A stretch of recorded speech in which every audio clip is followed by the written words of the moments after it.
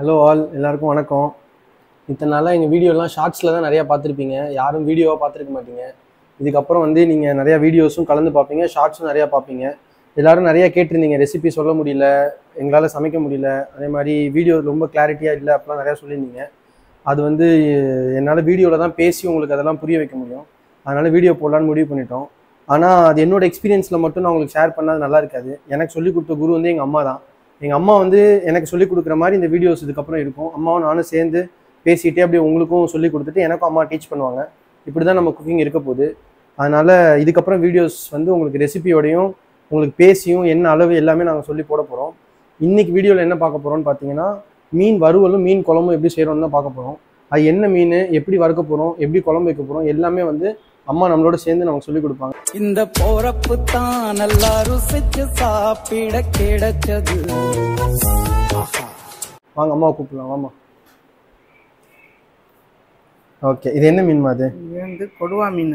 கொடுவா மீனா? இதை நான் எப்படி வெட்டி வாங்கியிருக்கோம்? நம்ம குழம்புக்கும் வைக்கலாம், வறுக்கவும் திக்கான பீஸா இருக்கு. ஓகே, ஃபர்ஸ்ட் இப்போ என்ன பண்ண போறோம்?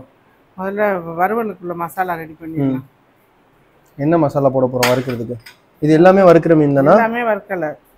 கொஞ்சம் பீஸை வறுத்துட்டு கொஞ்சத்தை குழம்பு வச்சுக்கலாம். சரிம்மா. இது மஞ்சத்தூள்,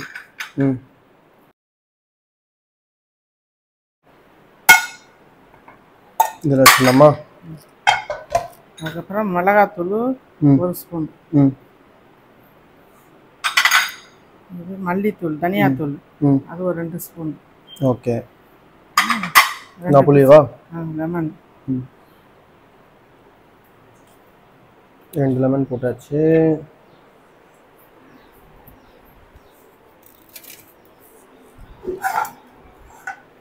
ரெண்டு லெமன் போட்டோம். அடுத்து என்னமா போடணும்? அதுக்கப்புறம் அதுக்கு தேவையான அளவு உப்பு.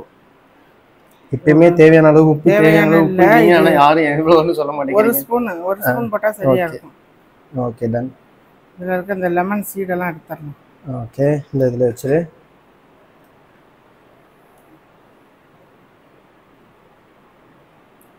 கொஞ்சம் கருவேப்பிலை போட்டுக்கலாம். கருவேப்பிலை ஆயிலில் தானே போடுவாங்க? இல்லை, மசாலாலையும் போடலாமா? செஞ்சிடலாம். ஓகே, அதெல்லாம் மிக்ஸ் பண்ணிட்டு இது இப்படி தான் ட்ரையாக இருக்கணுமா? ட்ரையாக இருக்க வேண்டாம், கொஞ்சம் தண்ணி மிக்ஸ் பண்ணிக்கணும். ஓகே, வறுக்க தேவையான மீன் எடுத்துக்கலாம். ஓகே,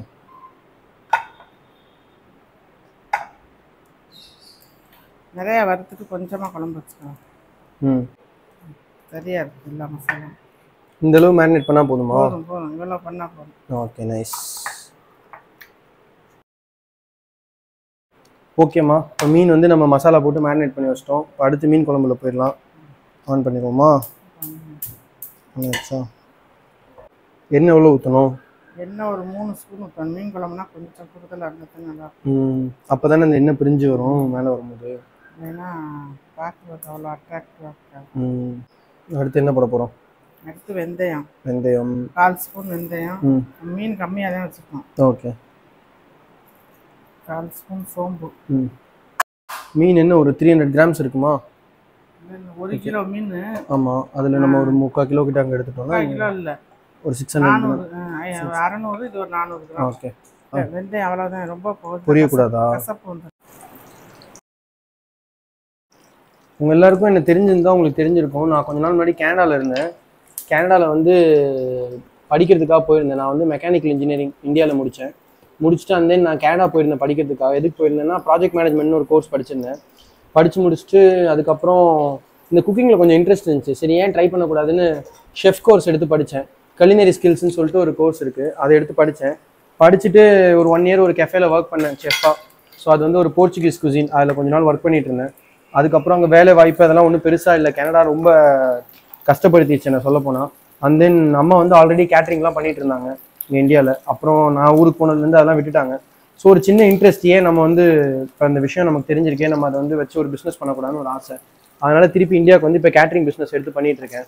கேட்ரிங்னு கல்யாண ஆர்டரு அது மாதிரி நீங்கள் நினைக்க வேணாம். அவ்வளோ பெரிய ஆர்டர் எடுக்கிற அளவுக்கு நான் இன்னும் வளரல. சின்ன ஆர்டராக ஒரு 50 பேர்லேருந்து ஒரு 100 பேருக்கு சமைக்கிற அளவுக்கு நாங்கள் வந்திருக்கோம். அந்த மாதிரி சின்ன ஆர்டர்ஸ், பார்ட்டி ஆர்டர்ஸ், அந்த மாதிரி வீட்டு ஃபங்க்ஷன்ஸ்க்கு அந்த மாதிரி செய்கிறோம். அது மட்டும் இல்லாமல் இப்போது புதுசாக யூடியூப் சேனலும் ஸ்டார்ட் பண்ணி உங்களுக்கு எங்களோட நாலேஜை ஷேர் பண்ணலான்ற ஒரு இன்டென்ஷனில் இந்த மாதிரி வீடியோஸும் போட ஆரம்பிச்சிருக்கோம். சான்ஸ் கிடைச்சா ஃபியூச்சரில் நாங்கள் ஆர்டருக்கு ப்ரிப்பேர் பண்ணுற வீடியோஸும் உங்களுக்கு காட்டுறோம். அதையும் பாருங்கள், அப்போ தான் உங்களுக்கு ஐடியா வரும். பல்காக ஆர்டர் செய்கிறது ஈஸி, பட் வந்து வீட்டிலேருந்து ஹோம் கிச்சன்லேருந்து ஒரு ஹோம் மேக்கராக எப்படி அவங்க அம்மா வந்து எனக்கு சொல்லி கொடுத்து அதை நாங்கள் எப்படி இதை ட்ராவல் பண்ண போகிறோம், எங்களோட சேர்ந்து நீங்களும் ட்ராவல் பண்ணுங்கள் இந்த ஜேர்னியில். இது எப்படி நம்ம வீட்டிலேருந்து ஒரு பிஸ்னஸாக எடுத்துகிட்டு போக போகிறோன்றதை ஃபுல்லாக நம்ம இந்த வீடியோஸில் பார்ப்போம். நல்லா வெங்காயம் வதங்கிடுச்சா? இன்னும் கொஞ்சம் ரோஸ் நல்லா செவந்து வந்தாலும் குழம்பு வாசமாக இருக்கும். இப்போ பூண்டு கொஞ்சம் 10 பல்லு பூண்டு இடிச்சுட்டு போட்டுருக்கேன். கொஞ்சம் உப்பு போடுவோமா, சீக்கிரம் வதங்கிக்கணும்.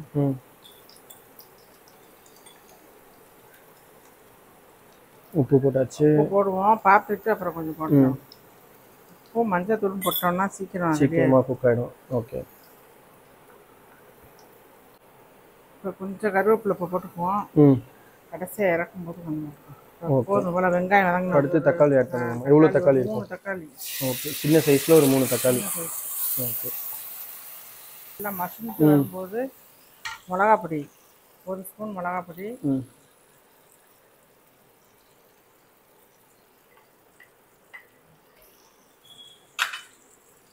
தனியா பவுடர் தானே? தனியா பொடி.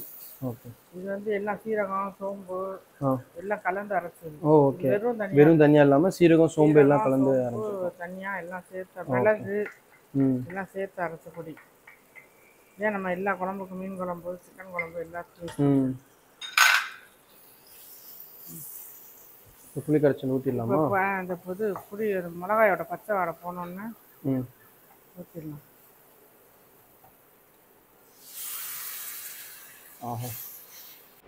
இப்போ நம்ம வந்து மீன் குழம்புனா மாங்காய் போடுவோம்.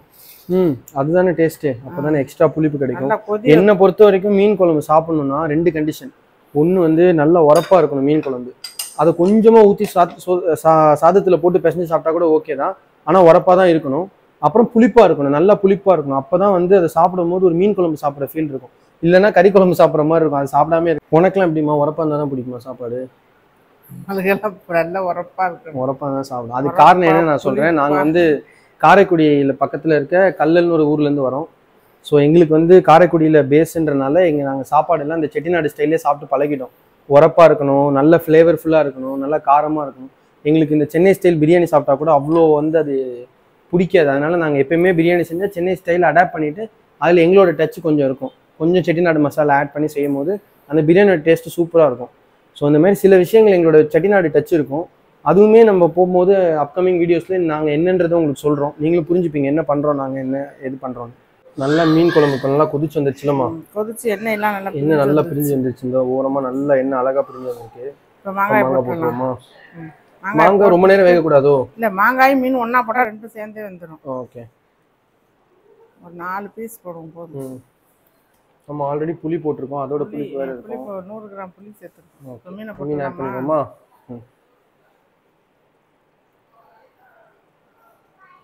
மீன் வந்து இந்த தலை வால் அந்த மாதிரி மீன்லாம் இதில் யூஸ் பண்ணிக்கலாம். வால் ஒரு 2 துண்டம்.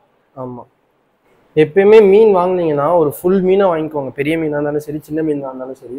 பெரிய மீன் வாங்கும்போது என்ன பண்ணணும், அந்த நடுவில் இருக்க பகுதி எல்லாம் நம்ம வந்து ஃப்ரை பண்ணுறதுக்கு தனியாக எடுத்து மசாலா போட்டு வச்சுக்கணும். அதுக்கப்புறம் இந்த தலை வால் அப்புறம் சின்ன சின்ன பீஸ் இருக்குல்ல, அதெல்லாம் மீன் குழம்புல போட்டோம்னா நல்ல டேஸ்ட்டாகவும் இருக்கும். அதே நேரத்தில் நம்ம சாப்பிடும் போது நல்லா ஃப்ளேவர்ஃபுல்லாக இருக்கும். அவ்வளோதான், ரொம்ப கிண்டக்கூடாதுல்ல. இந்த மீன் ஒன்றும் உடையாதா? ஓகே, இது இப்போ அதோட அவ்வளோதானா? சிம்மில் வச்சு விட்டுருமா? சிம்மில் வச்சுட்டு ஒரு 5 மினிட்ஸ் அப்படியே சிம்லேயே விட்டுட்டா போதும், நல்லா வெந்து வந்துடும். Okay, nice.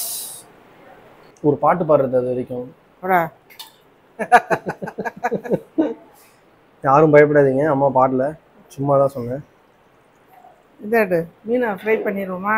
மீன் அப்படியே சைமல்டேனியஸாக இருந்தது. அந்த அடுப்பில் மாற்றிக்கணும். ஓகே, மாற்றிட்டியா? ஸோ மீன் குழம்பு ஒரு சைடு கொதிச்சிட்டு இருக்கு. அதுக்கு நடுவில் நம்ம மீன் மசாலா போட்டு எல்லாத்தையும் எடுத்து வச்சுருக்கோம். இப்போ அதை வந்து ஃப்ரை பண்ணி எடுத்து ஆரம்பிச்சிடலாம். இப்போ நல்லா சூடாயிடுச்சு. 3 பீஸ் போட்டுருவோம். இப்போ இந்த மீனை வந்து அழகாக அப்படி ப்ளேஸ் பண்ணிடலாம்.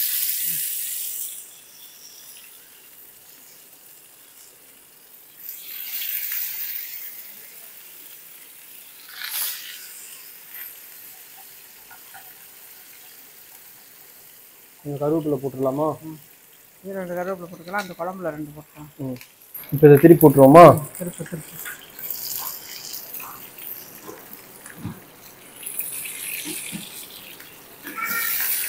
ஆஹா, சூப்பர் கலராக வந்துருக்கு.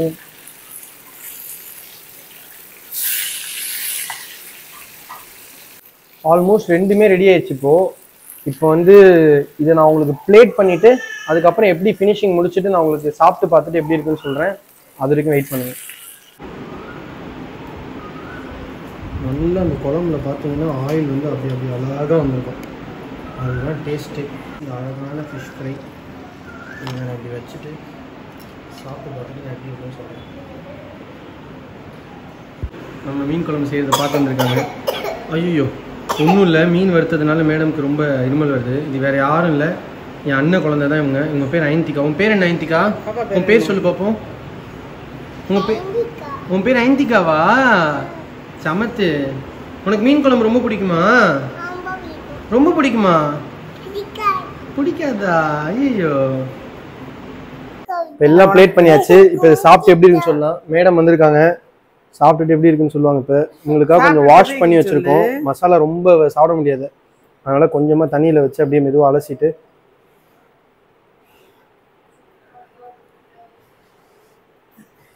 ரெடி ஆயிட்டா?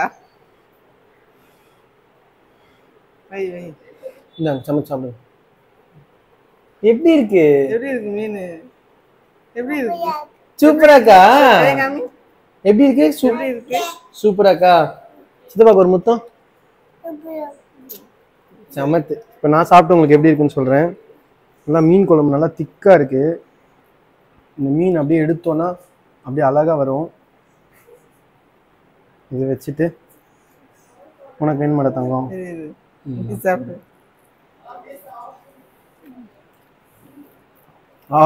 நான் சொன்ன இந்த உரப்பு புளிப்பு ரெண்டுமே இருக்குது. மீன் குழம்புக்கு மஸ்டே தான். இன்னும் கொஞ்சம் நேரம் கழித்து நம்ம நல்லா மீனை ஊற வச்சு சாப்பிட்டோம்னா இன்னும் செம்ம டேஸ்ட்டாக இருக்கும். இந்த வறுத்த மீனை சாப்பிட்டு எப்படி இருக்குன்னு சொல்கிறேன்.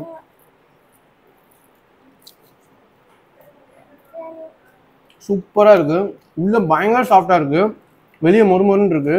உள்ளே சாஃப்டாக இருந்தாலும் மசாலா நல்லா இறங்கியிருக்கு. நம்ம மேரினேஷன் ரொம்ப நேரம்லாம் பண்ணவே இல்லை, கொஞ்சம் நேரம் தான் பண்ணோம்.